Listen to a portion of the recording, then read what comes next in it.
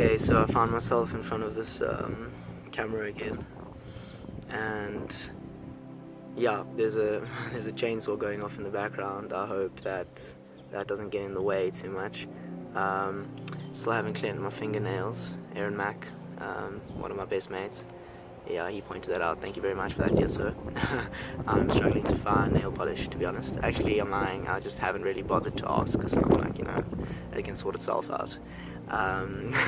But yeah, what I wanted to speak about today was my relationship with time, and trying to share exactly how it is I see time. And I see, to start off with, I would like to say that time, it is real. There is time, but only to us, to humans, to our mind and our awareness. The time exists. To a donkey, time does not exist. But to a donkey, hard work pushing a little wagon along the road in the middle of who knows where, like, that's his reality as well. So that exists to him. Whereas you don't see humans, with this flipping saddle at the back and carrying a little, so it is relative. But the funny thing about time is that although when I look through esoteric teachings, or just teachings of like ancient wisdom and that kind of stuff, they sort of talk of time as not existing. And I think in order to understand yourself completely, you do have to transcend the idea of time, that time doesn't exist technically. But the thing is that once you do that, you realize that time is still part of existence, the human existence, and the human manifestation of God, the human manifestation of the universe. Because as I was saying in my last video, is that we're still human, so we still have a human condition, and one of the human conditions is time. And the reason I get to this topic today is because a lot of the last year, maybe a little bit less, if I'm being very honest, I often tell people, they're like, what's your plans, and that, and I'm like, I don't have plans, I'm just living in the moment, that kind of thing, living in the moment. And then today I came past a little thought, because another person asked me, and I was like, she's like, what's your plans? I was like, I don't even know what I'm doing today, or tomorrow. And then in my head I was like, I've sort of convinced myself that time, I needed to transcend time completely in order to live this full life with myself, and the spiritual life. I do like the word spiritual, but I don't like some of the connotations it has behind it in our consciousness. But I'll use the word.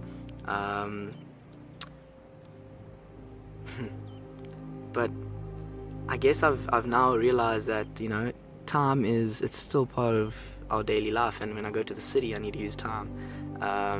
To be honest, even out here in the bush, and I'm out in the bush at the moment, in the middle of who knows where, in order to function as a human being, and to actually be a human being, this 23-year-old boy, I've actually got to look at time as a real thing. I don't have to accept it in terms of 24/7. Like today I'll live no time, I'll be like, okay, time, you take a seat in the back seat for today. Chico is going to go with no time. But then some days I'm realizing that, by restraining myself from thinking about time, I've actually created an obstacle, believing that time is not divine. And it is, because it's a human concept, and humans are divine. We are perfect manifestations of source, of great spirit, of God, of whatever you want to call it. So yeah, I would say one of the cool things to think of is that you sort of need to transcend time and then understand that yes, time doesn't exist, but because it doesn't exist, it does exist because it's in our consciousness, in our mind. Because time does not exist holistically, like in the universe, this universe was just created, but it created us, and then we created time, just like we created buildings, or we created the phone that I'm busy doing this off, or cyberspace, or anything like that.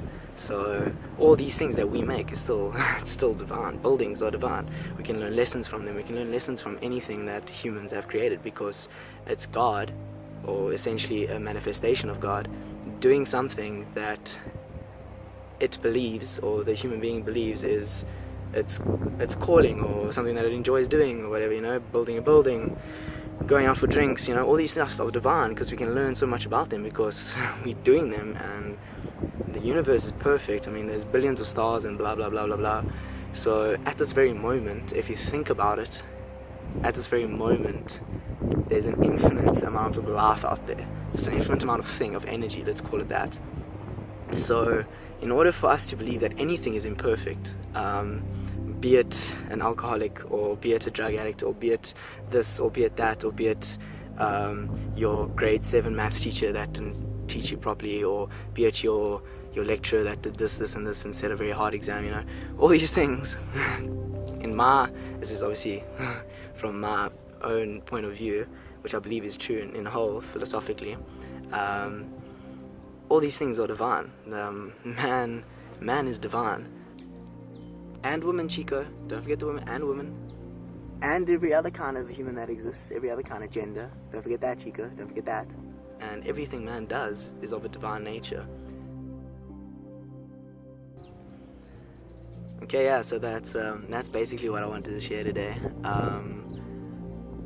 Yeah, I hope you guys had fun with that. That was very interesting within myself, to try and explain over, because my mind operates like, I'm just like, oh no, but I need to tell them this, and I need to tell them that, and I need to tell them this, and it's like, so it's busy practicing, trying to blend it all together coherently, and also manage to use some big words sometimes that I'm just like, wow, Chico, that was a beautiful word, well done. But yeah, I hope you guys enjoyed it, and yeah, I hope you guys have a beautiful day, and I'll see you in the next video. Much love.